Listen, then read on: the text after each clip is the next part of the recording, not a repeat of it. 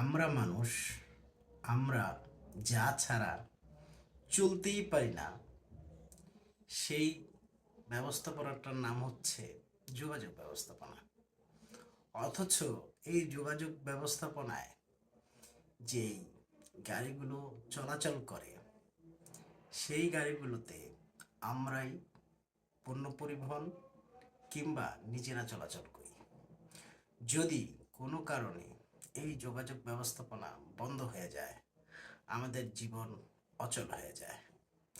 অথচ দাবি আদায়ের নামে নিষ্পাপ নিরপরাধ গাড়িগুলোকে আমরাই জ্বালিয়ে ফেলি, পুড়িয়ে ফেলি, ভেঙে ফেলি।